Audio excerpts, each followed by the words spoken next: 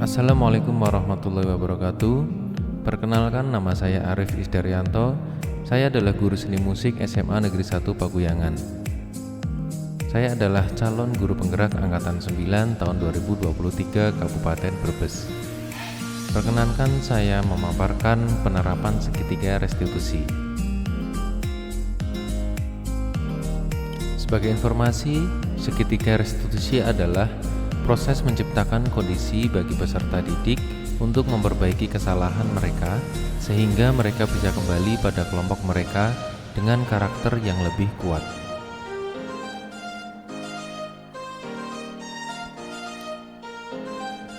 Dalam hal ini, tahapan segitiga restitusi adalah: yang pertama, menstabilkan identitas, kemudian validasi tindakan yang salah, kemudian menanyakan keyakinan.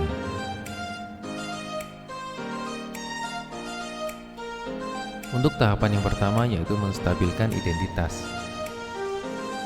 Hal ini dilakukan berdasarkan prinsip bahwa membuat kesalahan adalah bagian dari proses pembelajaran, yang bertujuan untuk mengubah identitas anak dari orang yang gagal karena melakukan kesalahan menjadi orang yang sukses.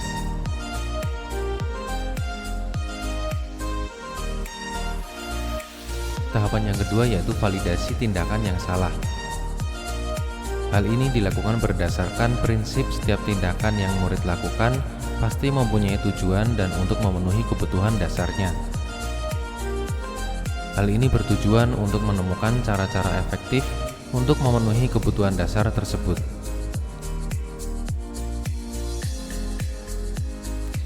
Selanjutnya, tahapan menanyakan keyakinan.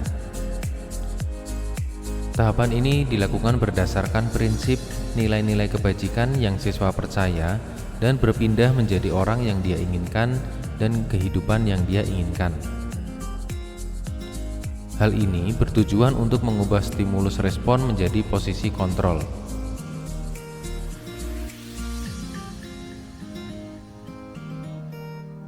Dalam kasus pertama, yaitu menangani kasus murid yang 2 kali tidak mengerjakan tugas seni musik.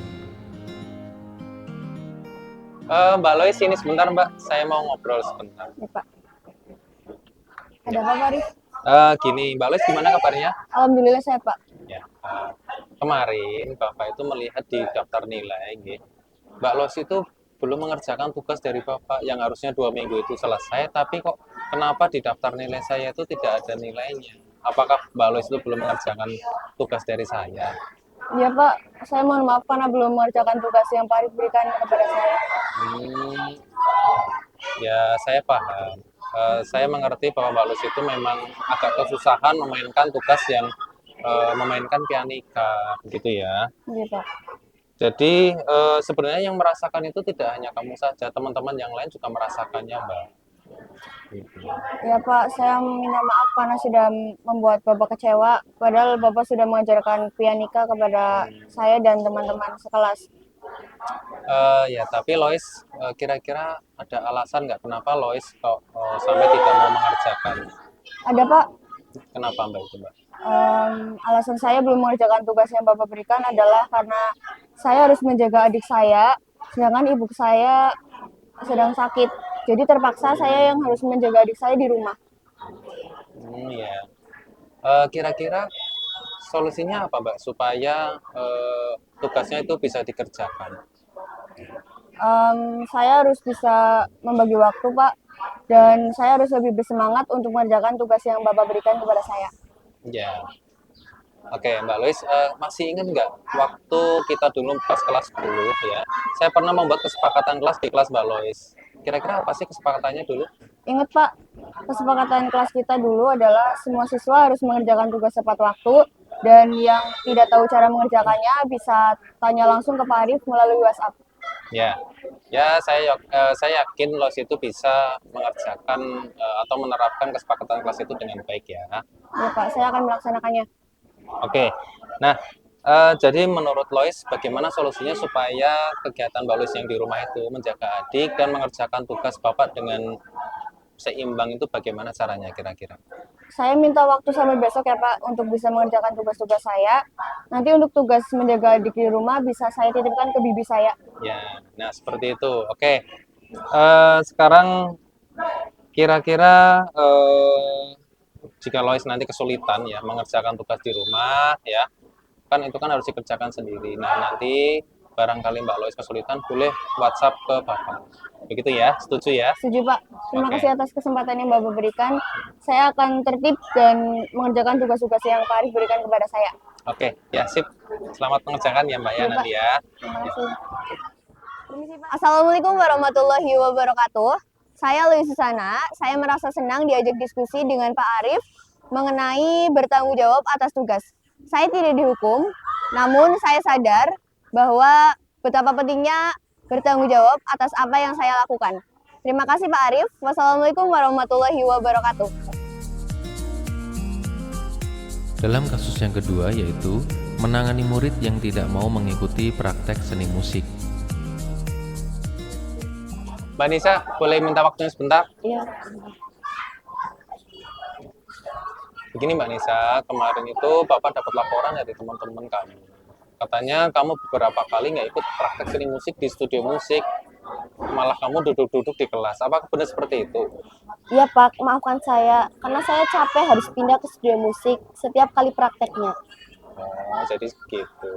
Begini, memang ya kita di sekolah itu studio musik jaraknya 3 kelas. Jadi memang kita harus jalan.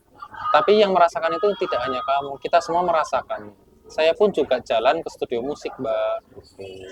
Iya Pak, mohon maaf. Nisa merasa bersalah telah mengecewakan Pak Arif. Ya, nggak apa-apa. Jadi, Nisa kira-kira punya alasan nggak sih kenapa kok sampai tidak mau jalan ke studio musik? Iya Pak, alasan saya merasa capek ketika jalan ke studio musik, yaitu saya setiap malam minggu begadang bersama teman-teman sampai larut malam. Paginya badan saya capek dan lesu. Ya. Jadi ya sebaiknya Mbak Nisa jangan seperti itu, ya harus bisa membagi waktu lagi. Nah, kira-kira bagaimana solusinya supaya Mbak Nisa itu besoknya badannya nggak capek dan bisa mengikuti pelajaran seni musik dan praktek di studio musik lagi? Saya tidak akan main larut malam lagi, Pak. Ya, bagus seperti itu ya. Nah, Nisa masih ingat nggak kita dulu pernah bikin kesepakatan kelas? Dan kira-kira apa sih kesepakatan kelas dulu itu? Ingat, Pak, keyakinan kelas yang kita sepakati adalah setiap murid dan mematuhi peraturan dan melaksanakan jadwal pelajaran yang telah dibuat, termasuk praktik di studio musik. Ya, alhamdulillah masih ingat ya berarti ya. Ya, Saya Pak. yakin Nisa bisa menerapkan kesepakatan kelas itu. Iya, Pak, insya Allah saya bisa melakukannya. Alhamdulillah. Nah, sekarang Nisa sudah janji sama Bapak ya. Tapi sekarang bagaimana sih solusinya kira-kira supaya Mbak Nisa itu bisa mengejar materi dan bisa melengkapi tugas-tugas yang sudah Bapak berikan? Kalau saya diberi kesempatan, saya akan meminta materi praktek bermain alat musik dan akan mempelajarinya dengan cara melihat YouTube, Pak. Oke, boleh seperti itu. Nah, setelah ini Bapak akan memberikan link YouTube supaya nanti Mbak Nisa bisa pelajari sendiri, gitu ya. Ya, Pak. Terima kasih, Pak, atas kesempatan yang Bapak berikan. Saya berjanji tidak akan malas lagi untuk ke studio musik, Pak. Oke, sip. Ya udah, saya mau ke ruang guru dulu. Nanti dikerjakan ya tugasnya ya. Ya, terima kasih, Pak. Ya. Assalamualaikum warahmatullahi wabarakatuh. Perkenalkan, nama saya Atkiatun Nisa. Hari ini saya berdiskusi dengan Pak Arif mengenai peraturan dan pelaksanaan jadwal pelajaran yang telah dibuat. Saya senang berdiskusi dengan Pak Arif karena dapat menyadarkan betapa pentingnya mematuhi peraturan. Terima kasih. Wassalamualaikum warahmatullahi wabarakatuh. Terima kasih, semoga menginspirasi. Terus tergerak, bergerak, menggerakkan. Wassalamualaikum warahmatullahi wabarakatuh.